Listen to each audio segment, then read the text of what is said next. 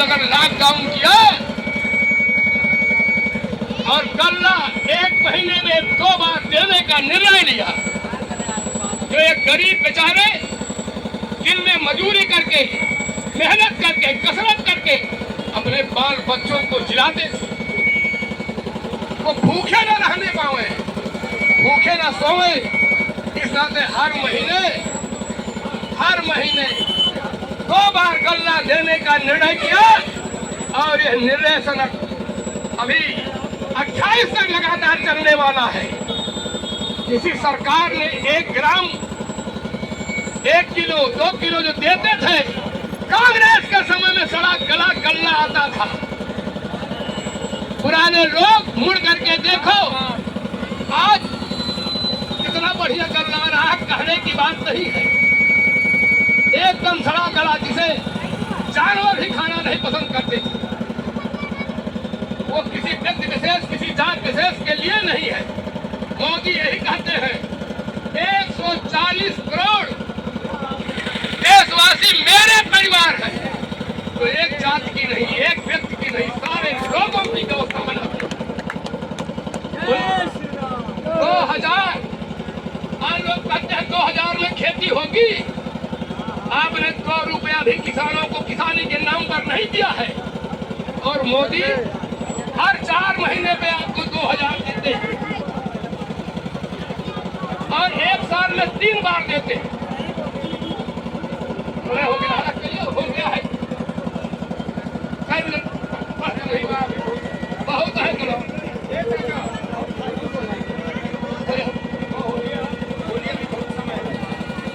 आइयो, ये हमेशा मोदी जी एक चीज कहते हैं, मेरे 140 करोड़ परिवार के लोगों के लिए हम करते हैं। वह व्यक्ति जितना परिश्रम करता है और विरोधी का अंगुली उठाएंगे, उनके परिवार नहीं है। तो ललकार के व्यक्ति कहता है कि 140 करोड़ मेरा परिवार है, मैं किसी को भूखा नंगा नहीं देख सकता, न रहने को सारी व्यवस्था करते हैं। क्या नहीं आपको मिला? अभी इस साल मैं तो जानता हूं कि इस साल गेहूं की फसल लगभग तैयार थी, तैयार नहीं थी, अग्निकांड शुरू हो गया और एक दिन में फायर ब्रिगेड वाले रिकॉर्ड बनाते थे कि 8 जगह लगा, 12 जगह आग लगी। मेरे गांव में भी आग लगा था, भीषण आग लगा था। कोतवाल आए, शाम को मैं गया थाने पर, बताने लगे कि मेरे थाना क्षेत्र में 4 गांव चौतरफा चल रहा था। कहा मैं फायर ब्रिगेड भेजता, लेकिन इसके बाद भी सरकारें क्या आग लगने पर कभी गल्ला, कभी जो है 1 पैसा नहीं देने वाली। आज ये मोदी जी की व्यवस्था है, जिसका भी जला है एरिया के हिसाब से सबको चेक मिल गया है।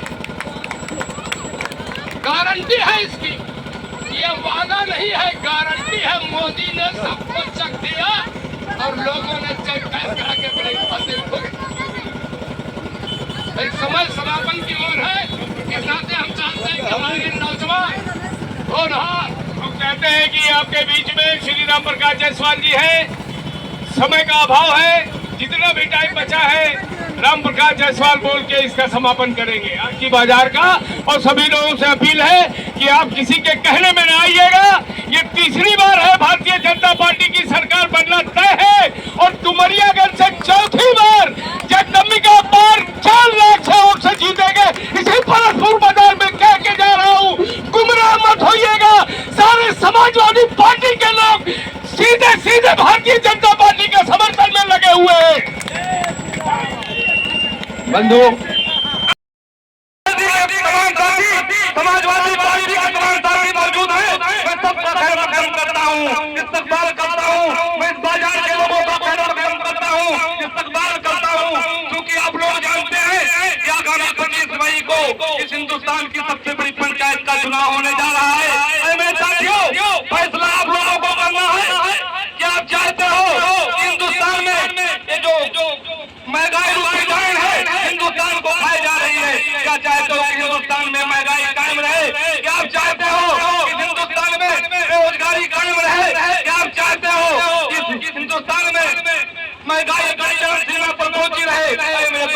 साथियों फैसला आपको करना है।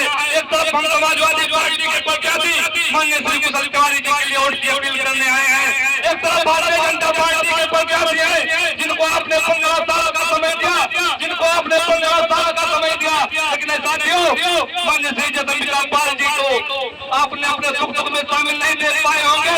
जगदम्बिका पाल जी दिल्ली घूमते हैं, गोरखपुर घूमते हैं, बस्ती घूमते हैं, उनका इस डुमरियागंज के लोगों से, उनका इनका इलाहाबाद के लोगों से कोई वास्ता नहीं है, कोई संबंध नहीं है। मेरे साथियों अब वक्त आ गया है उनको जवाब देने का, अब वक्त आ गया है उनको जवाब देने का।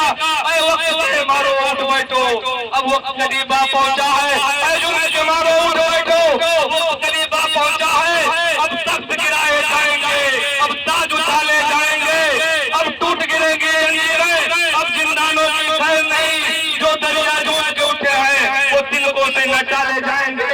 मेरे साथियों भारतीय जनता पार्टी के लोग आपके बीच में आएंगे और कहेंगे पाल साहब को एक मौका और दे दो। मैं आप लोगों से सवाल कर लेना, उनसे पूछ लेना कि हमने 15 साल का समय दिया था माननीय श्री जगदम्बिका पाल जी को, लेकिन नहीं मेरे साथियों आप पार्टी चापाचा निकल जाइए, चले जाइए बड़े फुटक सिद्धार्थनगर के बॉर्डर पर, लेकिन माननीय श्री जगदम्बिका पाल जी के सांसद निधि का कहीं कोई आपको नजर नहीं आएगा।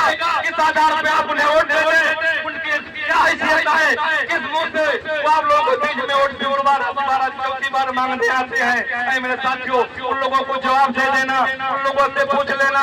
अभी बड़रिया बाजार में एक कांग्रेस पार्टी के नेता थे, अभी बहुत जल्दी समाजवादी भारतीय जनता पार्टी में शामिल हुए हैं। वो कह रहे थे कि हमने 1989 में जिस पौधे को लगाया था उस पौधे को हरा भरा करने के लिए मैं दोबारा भारतीय जनता पार्टी में शामिल हो गया हूँ। मेरे दोस्तों साथियों उनसे सवाल कर लेना, 1989 में आपने उस पौधे को लगाया, अब आपने देखा कि पौधा उसको पौधे को बड़ा होने में, उसके फल फूलाने में भी काफी समय लगेगा, तो उस पौधे को आपने बेसहारा छोड़कर दूसरे सायादार बीज के साथ चले गए। मेरे दोस्तों साथियों उनसे सवाल कर लेना, उन नेताजी से मैं सवाल करना चाहता हूँ, आप लोग भी सवाल कर लेना कि आप क्या नाम है उन नेताजी की विचारधारा हर 5 साल में बदल जाया करती है। मैंने 2007 में उन नेताजी को तो फिल्म रोम के मंच पर देखा है, मैंने 2012 में उन नेताजी को कमाल यूसुफ साहब के मंच पर देखा है, मैंने 2014 में उन नेताजी को रानी वसुंधरा के मंच पर देखा है, मैंने 2019 में उन नेताजी को चंद्रशेखर उपाध्याय जी के मंच पर देखा है, और फिर 5 साल बाद मैं उन नेताजी को भारतीय जनता पार्टी के मंच पर देख रहा हूँ। इन नेताजी की विचारधारा हर 5 साल में बदल जाती है। मेरे दोस्तों साथियों उनके बहकाव में मत आना। एक नेताजी समाजवादी पार्टी को छोड़कर भारतीय जनता पार्टी में शामिल हो गए, उनसे भी सवाल कर लेना। वो कह रहे हैं मुझे समाजवादी पार्टी में सम्मान नहीं मिल रहा था, ऐसा सम्मान आपको चाहिए। मेरे फिरोजपुर के लोगों, मेरे आगरा के लोगों, गाजियाबाद के लोगों, उन नेताजी अगर आपके बीच में आएंगे तो उनसे सवाल कर लेना कि नेताजी आपको कैसा सम्मान चाहिए था। आपने 2012 में समाजवादी पार्टी ने कमल साहब के कार्यकर्ता थे आप, उस समाजवादी पार्टी ने आपको कार्यकर्ता से नेता बनाकर 2012 में आपको विधानसभा का टिकट दे दिया, आप चुनाव हार गए। 2012 में समाजवादी पार्टी की सरकार बनी, सिद्धार्थनगर के लोगों ने, समाजवादी पार्टी के लोगों ने आपको जिले का प्रथम नागरिक बना दिया, आपके वालिद मोहतरम को डुमरियागंज का प्रमुख बना दिया। इससे ज्यादा सम्मान आपको और क्या चाहिए था। क्योंकि मैं समय नहीं लूंगा, समय कम है और हमारे तमाम वक्ता साथी हमारे बीच में तशरीफ रखते हैं, हमारे बीच में भाई जितेंद्र यादव जी तशरीफ रखते हैं, मैं उनको स्टेज के साथ आवाज दूंगा।